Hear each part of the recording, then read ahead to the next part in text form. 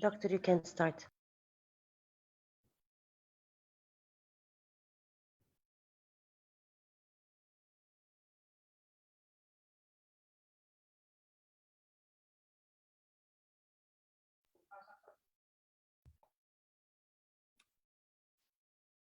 Dear ladies and gentlemen, it seems that the moderator, Dr. Rakesh, is having issues with connectivity. I would like to invite the moderators to play the opening video, and hopefully Dr. Rakesh will join us soon. Dr. Nirmala, you can start talking until we have Dr. Rakesh back, because it seems that we have lost, he has a very bad connectivity issue, so you can kindly start the session. You are muted. Can you please unmute yourself?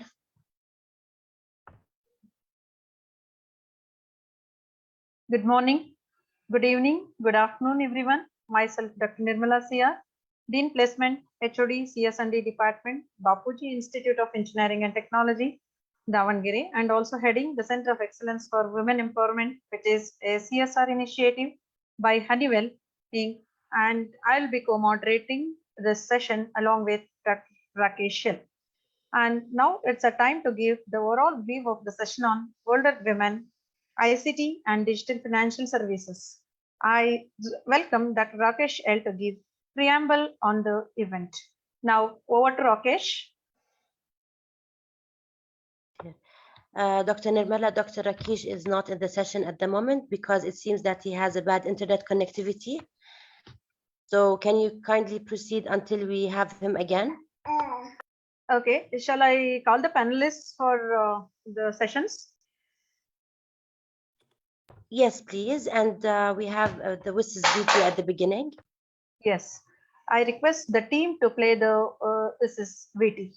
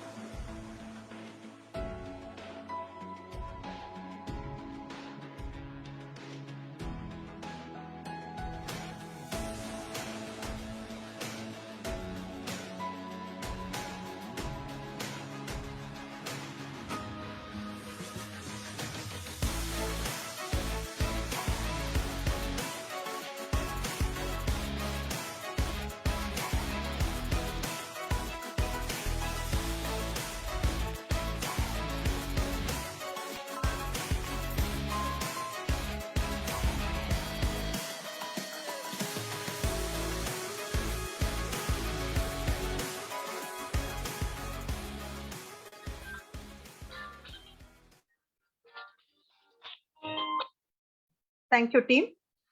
Rakesh? Rakesh? Dr. Rakesh? To hear you. Yes, I am able to hear you. Yes. Okay. Okay. Now I request Rakesh to give the overall view of the session on older women, ICT and digital financial services. I welcome Dr. Rakesh L to give the preamble on this event. Over to you, Rakesh. Yeah, just a moment.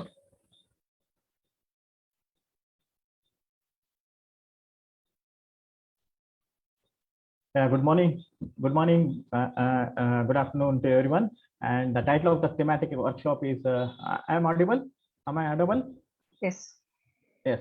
The title of the thematic workshop is Older Women and Digital Financial Services for healthy and active aging. And the subtitle is the ICTs and Older Women Digital Financial Services, more precisely digital inclusion. And I am Dr. Rakesh, Director of the IDLOS Software Private Limited and the Chief Technology Officer also the vice chairman for education and capacity building, multi-stakeholder alliance, Geneva, Switzerland. Agile Software is a proven and prospective company of Software Technological Park of India in the Silicon City, Bangalore. With me, we have an interesting panelist as well as moderators and guests, and Dr. Nirmala Siyar, professor and head of the department, Bapuji Institute of Technology, and she will be moderating the session. And she is also the head of the head of the Center of Excellence Women Empowerment. Along with me,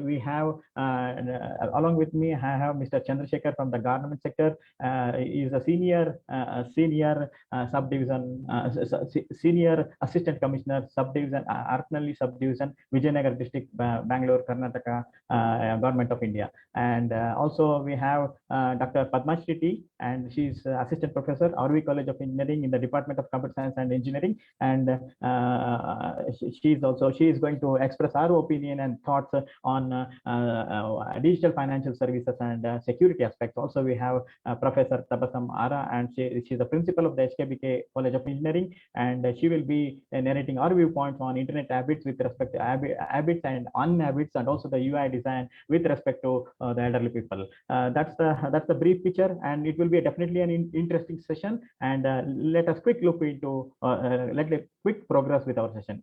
Am I audible? Is that audible? Is that okay? Is that fine? Dr. Yes, it's fine. Please continue. Yes, ICT is for older people, and that's a very interesting topic. And at Agile Software Private Limited, our aim to empower older citizens for healthy and active aging, and that's our main aim. And the problem statement. This is the problem statement, and this is the problem statement we started with. There is an unprecedented increase in the aging population globally, and there is 1.4 billion people expected to be over 60 plus by 2030. Older people needs are not well understood nor being met. The United Nations, as an ambitious agenda, have framed the challenge in improving the lives and livelihoods of the older people. In particular, the functional capabilities of the older people. We entrepreneurs globally, also the other stakeholders, are developing innovation in order to tackle this challenge. Our aim is to help 100 million older people by 2030, 1 in 14 older people globally, and we are selected to the partnership in a global coalition, which is initiated by our excellency and our favorite director, Miss Doreen Bogdan. Under her leadership, we have selected for the pledge, that the oath, which is very few companies have selected, along with Microsoft and Bharti Airtel from India, and also our company Agile Software is selected. It's one of the prestigious occasion for us. And also the UN Decade for Healthy Aging recognizes the need to improve the older people's functional capability, that is the intrinsic capability, and improve the quality of life. Currently, the older people and their caregivers lack access to best quality of information, educational tools, local sources of support, digital financial services, and much precisely many of the things related to mobility as well as fragile. Also the healthcare, that's the immunization. The solution is we need to have a concept of co-production and co-creation. I mean to say, the principle of co-production and co-creation is very essential in order to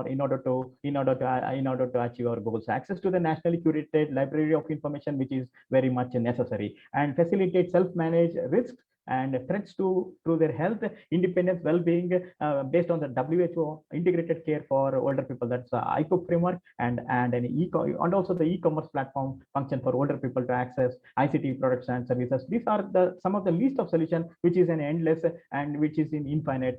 And at our Agile, we follow the three-tier model, and we have achieved a certain level.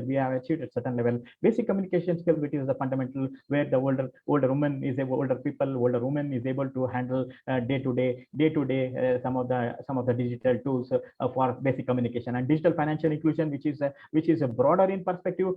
Banking and e-payments are very critical, and also the credit, savings, insurance products, professional advisory and tax for the older citizens as well as the older women is very, very crucial. ICT product and services, that is it comes with n number of products products, and we have a survey, and in that survey we are able to talk with we have an opportunity to talk with the older people, and they say that they are very well versed with the apps, mobile apps, which day to day they're making their lives easier. And we also have a product called we also have a simplest educational platform which is transforming an healthcare into healthcare educational model into an healthcare, and that supports alternative communication as a cognitive simulation. This is digital financial inclusion is one of the component in active and healthy aging. We have many other things. Apart from that, we have transportation and mobility, as I said earlier, fragility. That means to say that that's the nutrition, healthcare, immunization,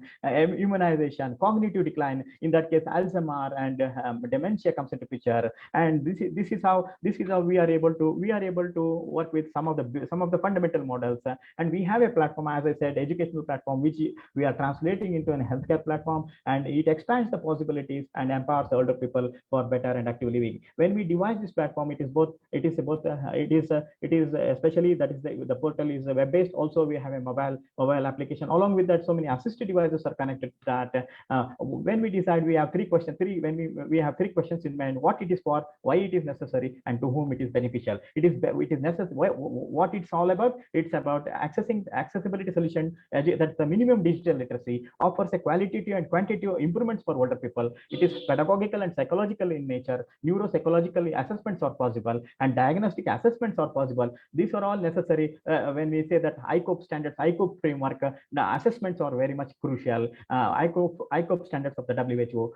That's assessments are possible. And why it is needed? You need it for alternative argumentative communication, initial literacy process. Literacy in the native language is very, very essential.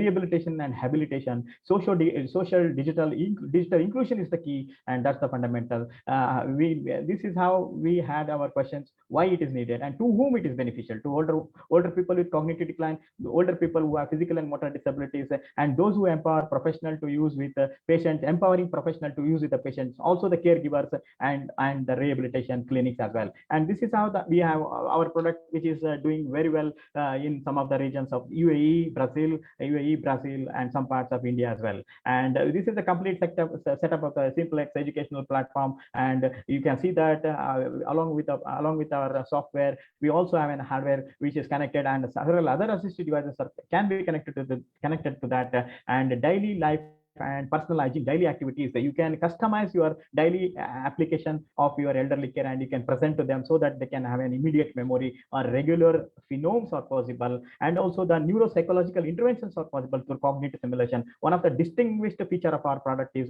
we have a cognitive simulation, and alternative communication is very common. Cognitive simulation, it improves the brain development of the elderly people in some considerable part. I mean to say that someone is onset of dementia, early dementia, those people can use this cognitive simulation. I can give an example that you can suppose say some older person is very much affiliated towards his grandchildren. You can take the photographs of these grandchildren, and you make a storyline and put it into our platform, and you can replay it again and again, over and again, so that it will reflect into their mind. That this is how the platform is all about, and it is definitely a very great platform and helpful for older people.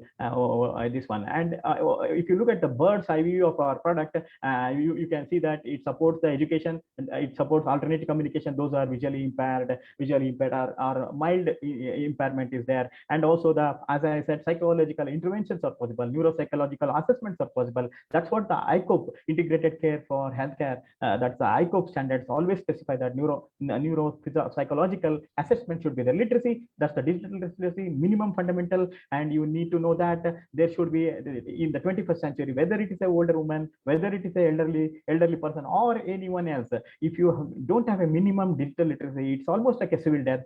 You are totally out of the mainstream activity, and you need to have a digital literacy. This can be provided to the elderly citizen to guided learning, self-paced learning. That the self-paced accessibility is the key. Accessibility means I have come across an elderly person, older woman, from 60 to 80 to 104. Each and every older person is different for me. Accessibility plays a critical role in accessibility. What I mean to say that you need to design the devices in such a way that which is utility for them. you can have special assistive devices. Through that, you can connect to your mobile devices. You can connect to your apps. That's the accessibility, and data is the key. That's the fundamental evolution of the software. Data is fundamental with the evolution of the software. We use extensively artificial intelligence in our product, and wherever required, particularly natural language processing, and also APIs, which will facilitate benefit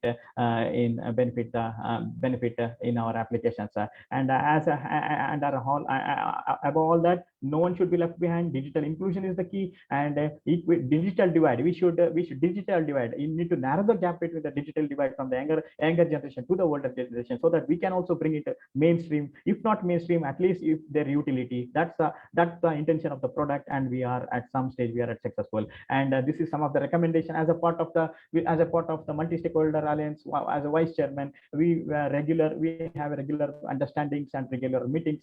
Some of the recommendation we come across is educational materials, usually starter kits supporting self-learning, and sometimes ICT products and services which are bit weight, and that is guided learning. And as I interviewed many of the elderly persons, and they say that the modern apps are doing them better. Only thing is the process of installation and other things which the caregiver can give some benefit, means some sort of initial usage for the elderly person. And when you talk about digital skills, it's a fundamental, and it includes all the cross-cutting skills from cognitive, socio-emotional to technical skills. That's the thing. And we always propose a 3-tier architecture which can be extended as well. The basic communication model is a primary learning, digital financial services, which is a secondary learning and which is a broader in scope, and ICT products and apps, that's the tertiary learning. And it is not limited to only 3-tier. As I said, that digital financial inclusion is one of the component, and we have many other components for healthy and active aging. That's the transportation and mobility, rehabilitation, habilitation. Apart from that, as I said, that there is reality that's related to nutrition, and also there is and also cognitive decline, that is in the case of Alzheimer and dementia, as I said. And this is how we look into when we think the older women and older people for better and healthy aging. Some of these are some of the recommendation, and it's a continuous process. We are still under a lot of discussion for the improvement and what are the other components we can add. That's my discussion point. And IDAL software, and we are a proven and prospective company at Software Technological Park of India, Cyber Park, Bangalore. And you can reach me at rakesh@idalawless.in. I'm happy to take few questions towards the end of this session. Thank you very much, and thanks for opportunity. Thank you very much.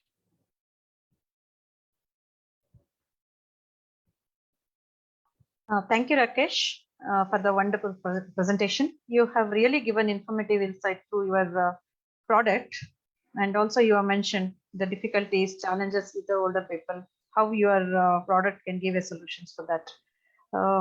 Really, you have set the context for the session. Thank you once again.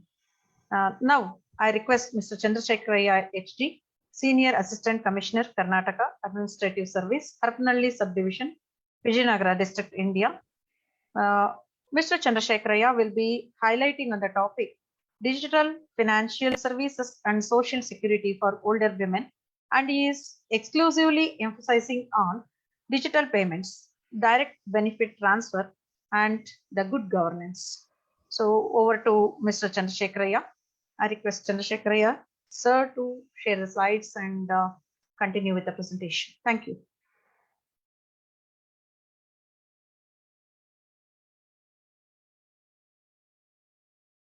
Sir, you are muted. Can you please unmute? Good morning, good afternoon, and good evening. Is it audible now? Yes, you are audible. Yes. I'm Chandrasekharaya, Senior Assistant Commissioner. I would like to share my experience relating to digital financial services for healthy and active aging. We found in e-governance in government sector. I am serving in government of Karnataka in administrative services last 16 years. I had good experience in delivering public services, e-governance services to the citizens. So the government of India has a monthly social security pension scheme for senior citizens named as Indira Gandhi Old Age Pension. All senior citizen women who are below poverty line are eligible to this social security pension scheme as of now. Further, at a regional level in Karnataka, older women and senior citizens who are destitute are eligible for social security monthly pension scheme named as Sandhya Suraksha Yojana. So at regional level, in my experience, we found in Karnataka, both the above monthly pensions are paid directly into the beneficiary bank account. So the beneficiary bank accounts of all older women are linked with a digital identity named as Aadhaar in India. Hence, the government will directly transfer the monthly social security pension to older women's bank account instantly. This has brought in transparency and accountability in implementing social security measures to older women and senior citizens in India. Few years back, in my experience, the disbursement was made by conventional mode through Indian postal order, wherein postman was delivering cash to older women and senior citizens. There were many complaints about delay in payments, misuse of funds by postman, corruption by intermediary person, etc. Now, implementing this Aadhaar-linked bank account payments has addressed all those complaints, and we are finding 100% efficiency in delivery of social security pensions. This has developed confidence among older women. Further, at regional level in Karnataka, through a mobile application called Navodaya app, has made implementation of social security pension even more easier and older women friendly now. In this mobile app, all persons above 60 years will be automatically selected as beneficiaries of old age pension based on their annual income. The government will make use of Aadhaar and income certificates database already existing in while selecting the beneficiaries for these schemes. This mobile app automatically selects beneficiary for old age pensions that will be paid through direct benefit transfer mode, that is a DBT mode, which is very popular in delivering the funds. Hence, this way of granting of social security pension at doorstep is avoiding many hurdles of older women. This e-governance strategy of the government shows proactive approach of the government at regional level in Karnataka in implementation of social security pensions to older women. This e-governance initiative will end the influence of middlemen in dispersing pension and ensure that it reaches beneficiaries. Hence, older women and senior citizens eligible for various pension scheme of Karnataka state are not required to visit either banks or government offices for verification or to produce life certificates, as these steps are done at their doorstep by the civil servants called village accountants by taking their photo and details of existence using this mobile app.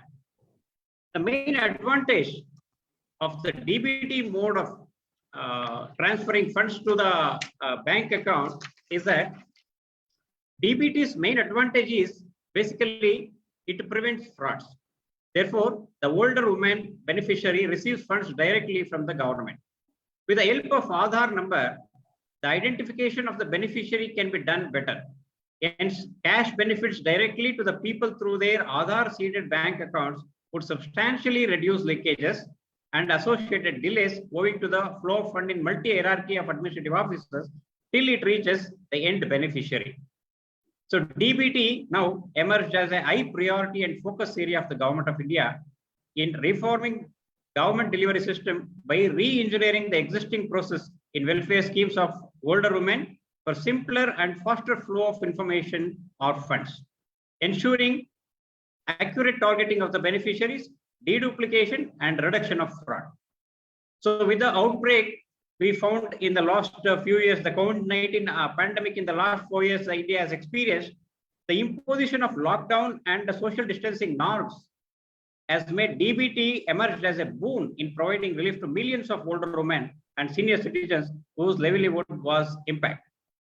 Hence, my conclusion is that the digital financial services are making life of older women more secure, safer, easier, and comfortable in ensuring easy access to their basic daily needs and instilling confidence of social security among them. Thank you. Thank you, sir. It was a great discussion, and you have given a broader explanation on digital financial services and its benefits to older women, along with various schemes for older people announced by Government of India, and in a secured manner how they can get, the older women can get the pension in their accounts. Thank you, sir. Now I call upon Dr. Padmashri T, Assistant Professor, RV College of Engineering, to speak on inclusion of technology in the application of elderly in the financial sector, developer creativity, and also the security aspects. Over to Padmashri. A very warm welcome to all the attendees here. It's a great honor to be a part of WSIS Forum 2022. Thanks to all the panelist members and my associates who are here with me today. I think Dr. Rakesh and Shri Chandrasekhar sir have set the right platform for me to continue with talking about technology inclusion and security for the elderly to work in the cyberspace for digital financial services. Even though this is a very small topic, it has a great impact for the elderly to use the technology in the right way. So to begin with, post-pandemic era has pushed many of the senior citizens to embrace technology. And you seeing the statistics, we clearly see that before the pandemic, around 6 to 8% were using the digital medium for their day-to-day activities. And after 6 months of virus break, more than 30% have started using the digital platform for various activities in their day-to-day life. Over 1/3 of the first-time users, 55 plus, we are only considering the older age group, 55 plus, are using the digital platform, and 32 to 36% of the non-metro users, that is who have never used digital platforms before, have started using the digital platforms. 1/4 of the first-time app users have are in the age of 55 plus who are using these digital platforms. So what does this tell us? This tells that most of the elderly citizens or the senior citizens across the country are using the digital platform for various activities. What kind of activities are they doing with this digital platform? They about 100% of whoever is using, they use the healthcare apps or platforms. E-wallets, e-commerce, and grocery apps are the most kind of apps which are used by 55 plus people across the country. So we see that many of the senior citizens are very comfortable using the digital technology. Some of them struggle with the payment apps, and some of them are very comfortable talking to their kith and kin over the video conferencing. And they also make use of the time during, they have made use of the time during the pandemic by making use of these apps through conferencing or using the wellness apps. So the post-pandemic era has taught us many things, among which the segment of senior citizens or the older citizens, approximately 138 million, which was in 2021, they opt for using digital media. And it is very important for the financial institutions such as the banking sector to consider these people. This number is going to increase by another 40 million, so by around 192 million by 2031, and there is a need for a specialized kind of an approach to treat the apps and applications which are developed for these senior citizens. Now, what is the wrong notion that is running around? That this wrong notion is that seniors are not tech savvy and they don't want to access digital offerings. Of course, a small percentage of them still want to go out of the house, take a walk, do their work and come back just for the sake of interacting with the others. But a large percentage of them are totally comfortable with using mobile phones and applications. So what is the need of the hour with all the statistics that we see? The seniors, they have a unique financial need. The need of the hour is for the financial institutions to take care of the needs of their older citizen as compared to the age group of of the other age groups, which are the younger generation. Seniors, they have a unique financial need as compared to the working class, and what the personality they have and what is their code of conduct with the digital media, the way they approach to use the digital media is totally different from what the working class do. They have a unique emotional need that has to be identified, and a suitable strategy has to be devised in order to build this kind of an application. When I say emotional need, maybe the financial institutions will have to make will have to make provision for the retirement security, medical support, in order to, they will have some pension kind of a scheme. They need to have funds post their lifetime. They would want to give it to somebody else in a particular who is close to them, or any other emotional subject that is attached to these senior citizens also need to be addressed. So what is the most important thing here with all these needs is the creativity that any software developer can account for in these days. We all talk about human-computer interface, we all talk about user experience. So the developer creativity plays a very important role. Just like how you develop everyday apps for your customers, the developing applications and products for the senior citizens, especially in the financial sector, is a very challenging activity, because senior citizens, they want access to their products, basic products, maybe checking the amount in their savings account, or trying to make a fixed deposit or something like that in a very quick manner, in a very easy manner. The display itself, when I talk about user interface or user experience, the display itself is totally different from what a common man can ask for. The display, they would want in form of pictorials, or in form of graphs, or in form of reassurance.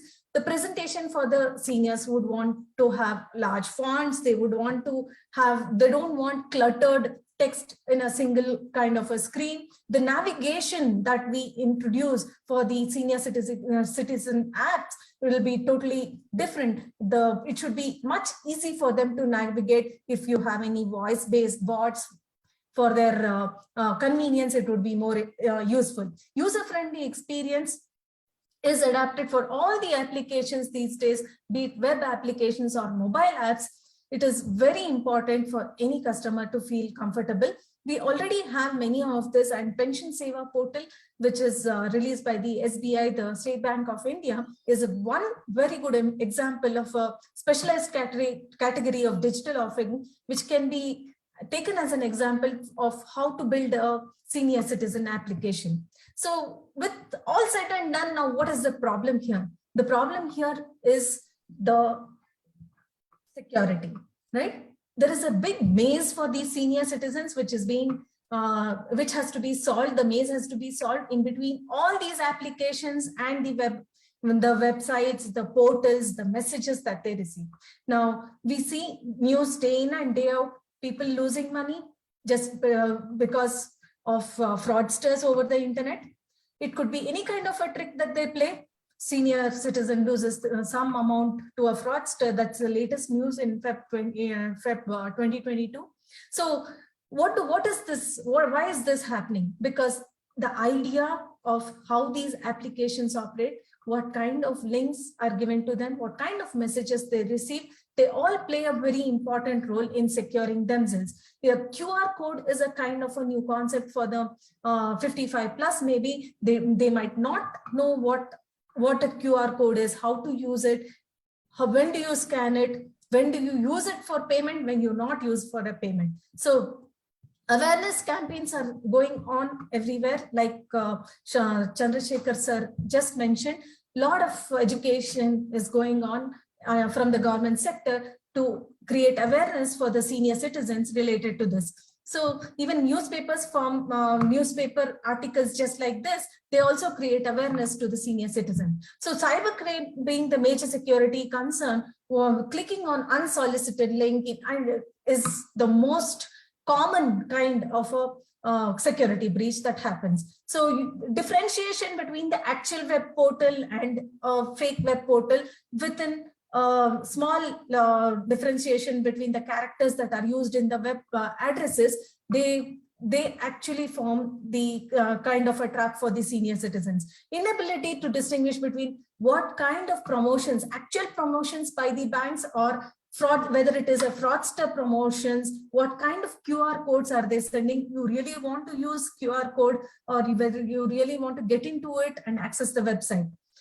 Senior citizens also do not know, most of them do not know how the concern giving away the OTPs and passwords or pins to the strangers who pretend to help them if they are not able to log into a certain web portal or to a bank site. So awareness messages is being sent by the banks. every now and then at regular intervals. This is to create awareness, but in turn, this is also creating fear psychosis among the seniors. And most of them, they tend not to use the digital medium because they know that there is a problem which is coming up next. Right? Financial institution, they need to definitely address the concerns of these elders and create a lot of confidence with them by making use of specially designed apps for the older citizens themselves. So a few senior citizens who are still hesitant to adopt the digital medium for their financial transactions, we need to promote mobile and online banking tools, create orientation sessions like the awareness sessions. And where do you do that? When they walk into the bank, you can create awareness with them, awareness to them, saying that instead of coming all the way from your house till the bank for your transactions, you can make use of this app. Teach them how to use the app in a safer manner. You're encouraging them by teaching them simpler things first and then getting into complicated things has helped a lot, and it has increased the usage of apps and applications over the internet. So with this, I would like to conclude saying that dialing up the elderly users, it is rather a very good decision to teach or to progress or to improve the kinds of application, improve the kind of security that you give through the application than to completely avoid the usage of it. So there are a lot of products, there are a lot of initiatives taken up by many different companies to build apps and mobile phones which are elderly friendly. That's all I have for you now. Thank you.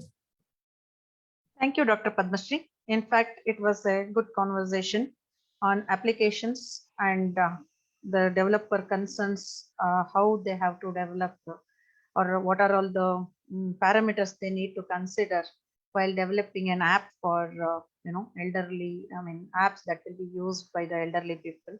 Mainly you discussed about user interface, screen display and navigation, and along with that you also added like security aspects of the applications that can be used by the elderly people.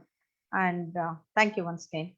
The next session would be by Dr. Tabassum Ara, Principal, HKBK College of Engineering, and Madam will be giving her opinion on digital financial services, UI design, elderly's interest and internet habits, and what motivates to use and non-use of ICT. Over to Dr. Tabassum Ara.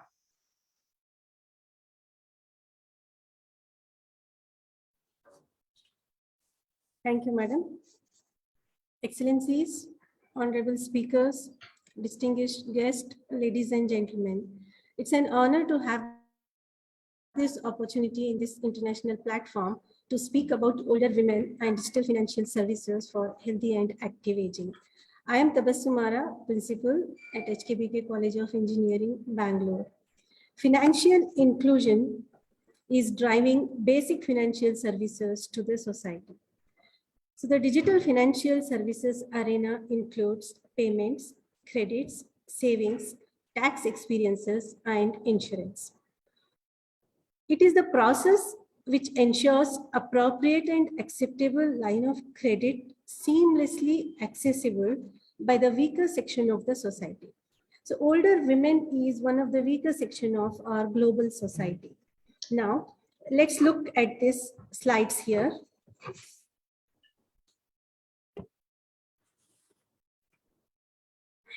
As you can see, previously employed older women whose economic status was fairly good showed higher willingness to learn and adopt financial services compared to women who are not employed. Now, coming to the second category, this is something which is inevitable. Few older women find difficulty using phones due to their poor vision, reduced hand grips, and low cognitive skills. These factors affect their willingness to adopt the financial services. Now, the current scenario and the problems, I would like to discuss here few points. The lesser the willingness, the lower the adoption of the mobile banking among the elderly women. It's a huge drift for them to use new ways as they feel more comfortable using conventional ways of visiting banks and other financial handles. It's been observed that there's a huge preference for traditional banking over mobile banking. They have less trust on technology as they come across few fraud incidences and sometimes the rumors spread across through some local networks. And the study says that the usage of phone is found way lesser in women compared to men. Feature clutter increases the cognitive load on the application, which makes difficult them to comprehend and make a decision. Some banking pages usually have a lot of information clutter with respect to the color, the font size, images, which may not be suitable for legible to older women. Another problem we can see here is less literacy and dependency on younger generation.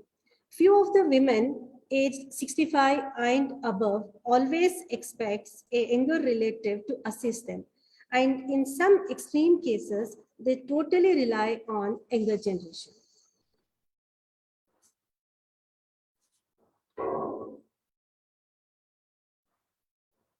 Coming to the solutions which addresses these issues are using information and communication technology with artificial intelligence enhanced products for mass adoption, which includes number one, decoupling of digital financial services or the products.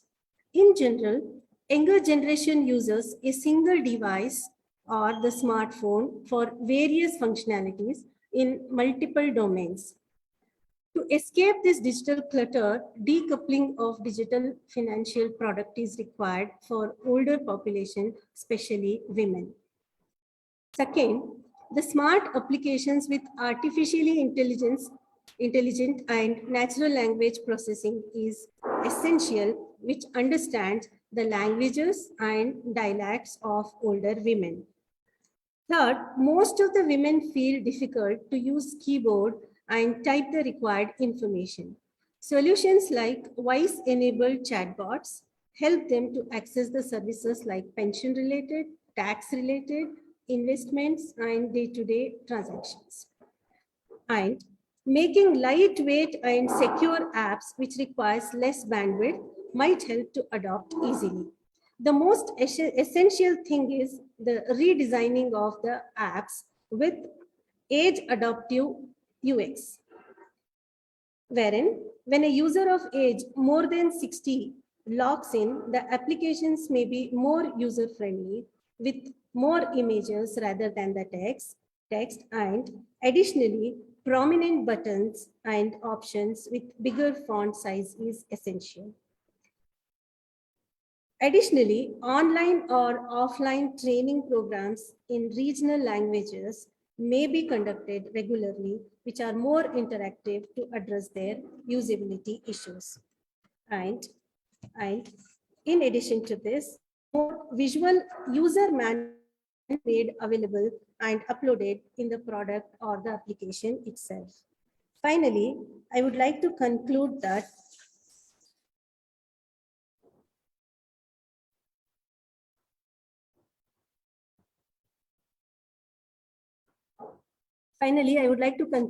younger generation plays key role to encourage and train the older generation, especially women, to make them independent and access financial services. Thank you, one and all.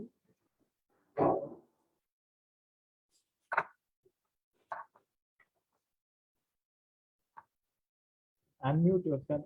Unmute. If you can unmute, please. Yes. Sorry. Yes. Thank you, Dr. Ara. Really, it was an eye-opening, session, and you mainly discussed with the problems that were faced by elderly people by adopting adopting solutions and also like whether to go for internet or not to go for internet. What are the design principles to be followed while developing applications for the elderly people. Thank you once again. Now it's a time to hand over the session to Dr. Rakesh to co-moderate the session till the end. Thank you. Thank you, the VISIS team, for giving me an opportunity to co-moderate with Dr. Rakesh.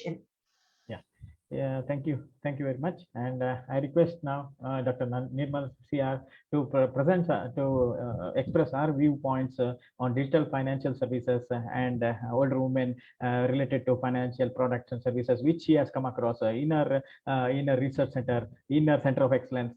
Now, I request you to start your opinion and thoughts.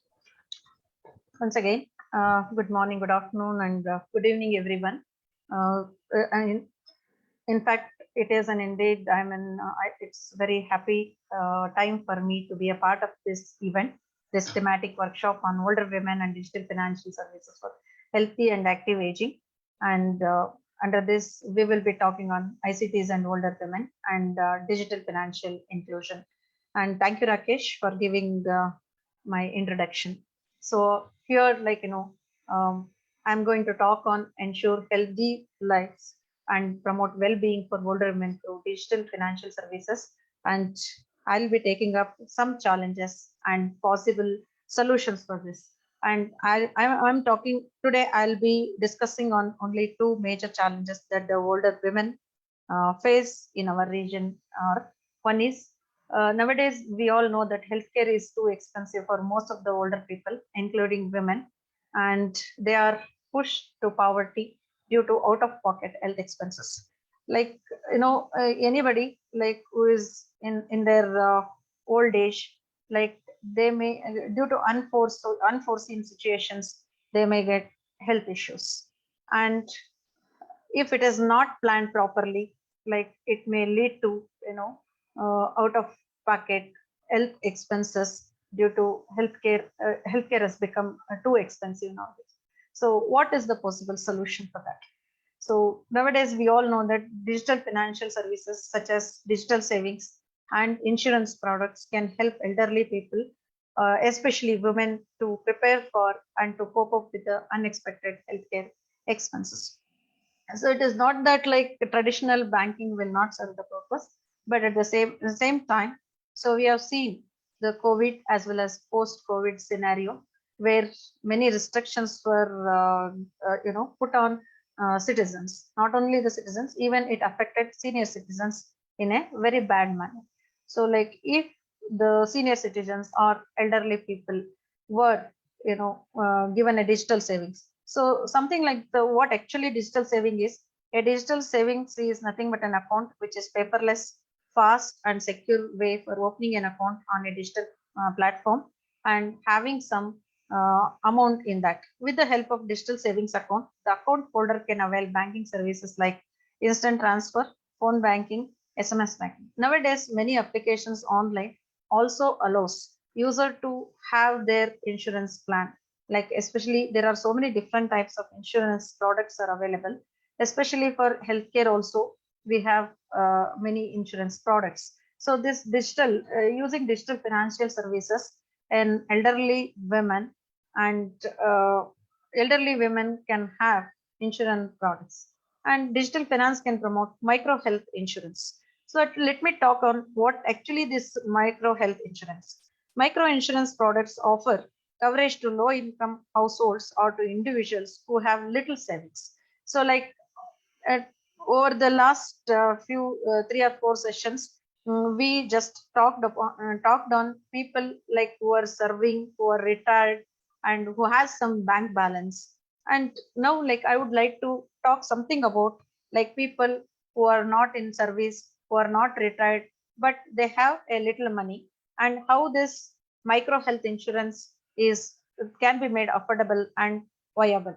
And actually, micro insurance looks to aid low income families by offering insurance plans tailored to their needs. The companies match the income range. The financial fintech companies match the income range with the user profile and recommends the tailored insurance products. So here the coverage value is lower than the usual insurance plans. The insured people pay considerably smaller premiums and can make payments digitally through digital financial services. And the second challenge that I would like to discuss today is shortage of caregivers or caretakers and medical facilities in rural and remote areas, and this this effective and affordable health services in that region. So here, so the solution is just to take a example of COVID and post-COVID scenario, and not only in rural but even in urban area, in remote areas, in urban or cities itself. So many people, a lonely elder people, it's a woman or a man, they face lots of problems because of non-availability of care at the right time, non-availability of medical services at the right time. Many people have lost their lives and they have put themselves in a lots of troubles. So why this happened? Because there was shortage of caregivers and there is a shortage of medical facilities, and it was supposed to be given to the people who are suffering. So here, one solution would be the digital payments, including or paying the payments for medical workers or the caregivers to deliver the larger and more reliable incomes, encouraging caregivers to live in the remote area and where the service is required, where the care is required for the elderly people or elderly women. And healthcare providers can extend their services into low density areas. They can stay there and they serve the society, they serve the elderly people or elderly women and give the medical service at the right time when it is required. So payment for their services can be made available via digital payments, where there is no need for them to go to the premises of the bank, withdraw the money and use the money for any other purposes. So nowadays everything is made online for everybody. So finally, I would like to conclude the session by saying a study and facts reflects that fintech products have emerged as one of the most promising tools for financial inclusion in current recent years, especially during COVID and post-COVID scenario. Increasing access and use of quality financial products and services online is found essential to economic growth. Research also shows that when older people participate in the digital financial ecosystem, they are better able to manage and mitigate risks of health emergencies at the older age. And digital finance services has opened the door to greater product design innovations through digital payments by reducing some of the traditional barriers to financial inclusion, such as cost and time saved in traveling to and back from bank premises, along with the privacy and trust. With this, I would like to thank Dr. Rakesh L. Ada Lovelace Software Private Limited for giving me an opportunity to be a panelist and a co-moderator for this thematic workshop, and also a word of gratitude to WSIS forum. Thank you. Thank you, one and all.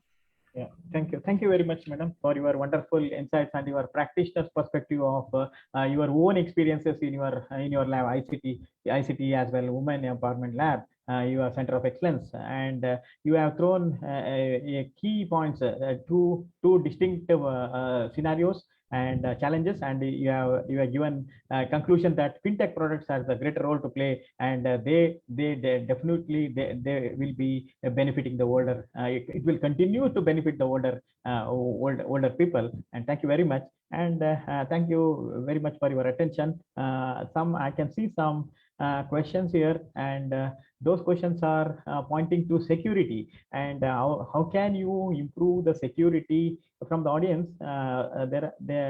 You can improve the security, if I can understand properly. How can you improve the security aspects? If any panelist can take this question, particularly Dr. Padmashri has spoken about security aspects. How can we improve the security? I cannot clearly understand this question, but still I can say that the security, how can you improve the security when using financial product? Maybe I can put the question in that way.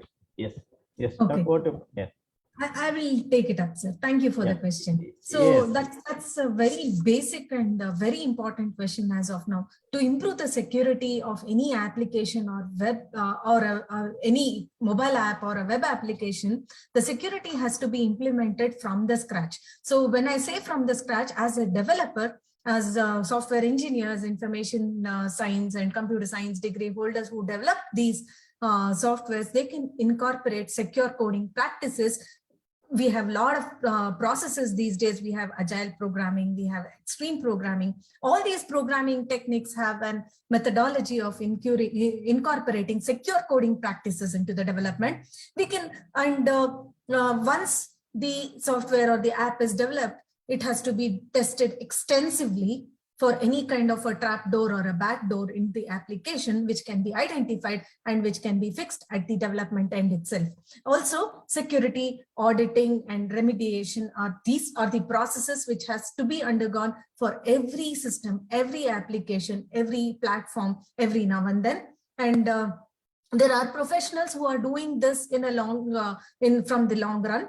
There are tools and technology that are supporting us to help do security auditing or help us incorporate secure coding practices. So from the developer end, if I have to tell you one more thing, the network communication can be secured. The secure network communication is also a very important factor in order to secure in order to incorporate security.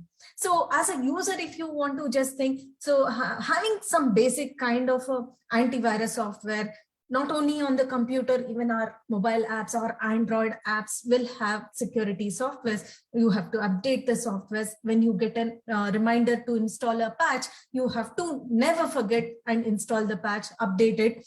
Then, for example, we have mobile security or something for the Android app, which keeps getting updated.